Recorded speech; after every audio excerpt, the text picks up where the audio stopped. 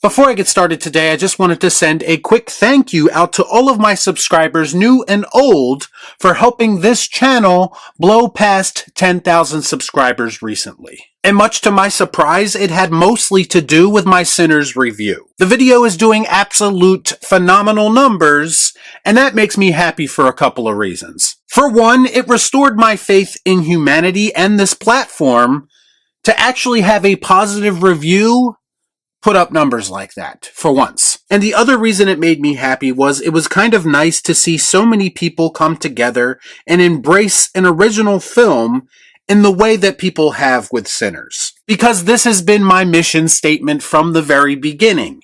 Embrace originality and real filmmakers, while simultaneously calling out the slop when you see it. It's all about honesty. I only wish that people on social media and in the media would show the same level of honesty. Let's discuss. I watch so you don't have to. All I'm offering is the truth, nothing more. So for those that don't know, Sinners has been doing phenomenally well with both audiences and critics, which is kind of rare in this day and age. It has an A cinema score, it has a 4.3 out of 5 on Letterboxd, it has a 98% on Rotten Tomatoes, which you all know I don't put a ton of stock in for good reason, but still, it just so happens to be the best reviewed wide release film this decade, according to some reports, and it also had the biggest domestic opening for an original film this decade. Most of you will be happy to know that Sinners overperformed official estimates, and it opened to 48 million domestically. Now listen, 48 million isn't jump off the page good if you are looking at things on the surface level, but I think if you could take a step back and look at the bigger picture, this is great for cinema overall.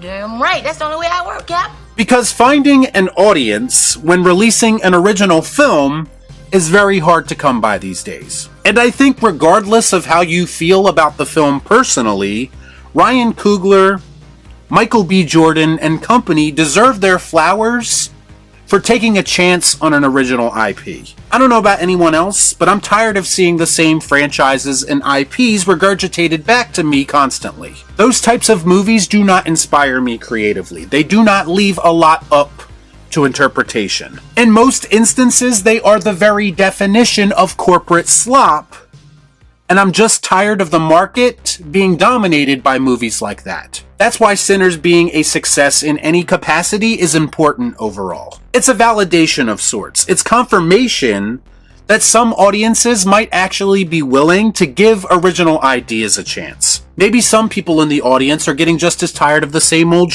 shit as I am. Don't waste my motherfucking time!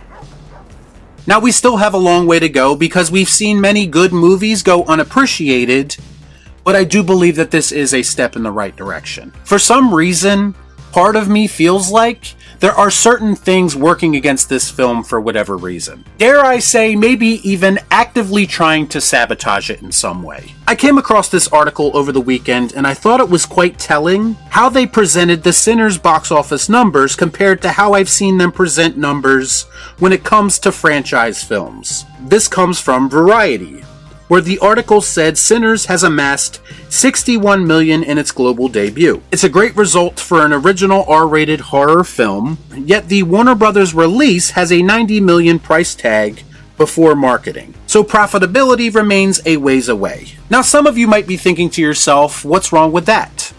And if you're looking at it in a vacuum, the answer would be nothing. Some are estimating that this film would need around 280 million just to break even, which won't be easy to do, unfortunately. The problem is that I find myself in a situation where I have to ask the question, why all of a sudden for this movie is the media deciding to be forthcoming and blunt about their box office reporting? Why is it that the media consistently comes up with lies and misdirection to make other box office numbers seem less dire, like for a Marvel film, for instance, and yet for some reason Sinners is not being afforded the same level of protection, excuses, and deflection. So Ryan Coogler doesn't work for the Disney machine anymore, so I guess he's no longer afforded the same privileges when it comes to media coverage. And why is that? Because he's stepping away from the machine and doing something on his own? We just watched the media go on a months-long attempt to spin Brave New World box office numbers into something positive to no avail. How many times did you hear that bullshit $180 million budget figure? Nobody with a brain believed it, but that didn't stop the media from trying to portray that film as a success when everyone knew that it wasn't. I don't believe you.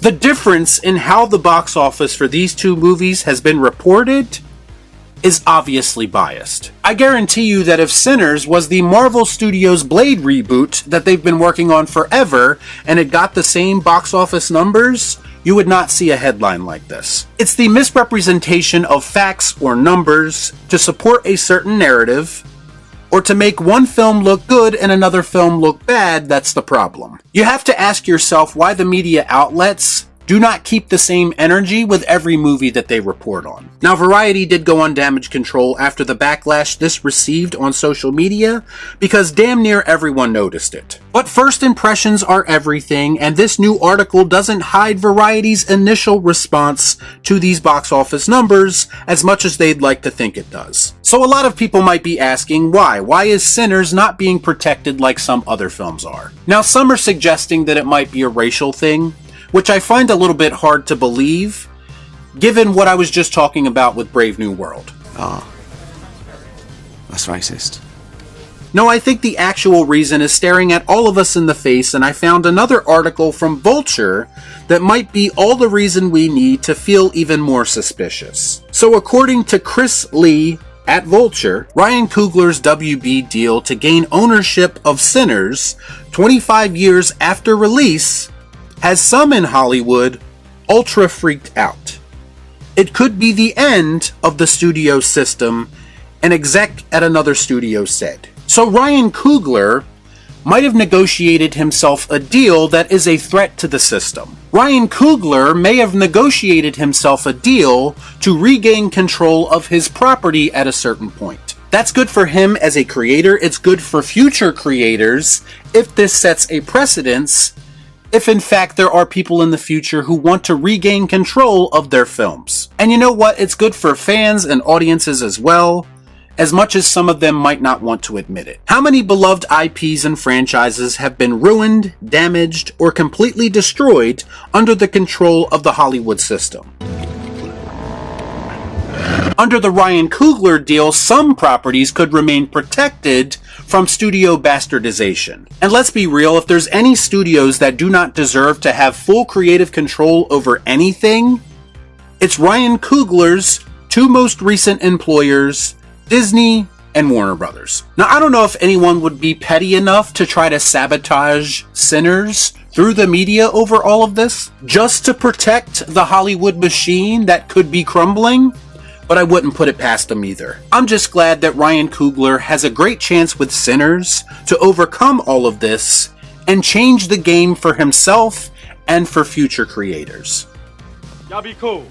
Shut up.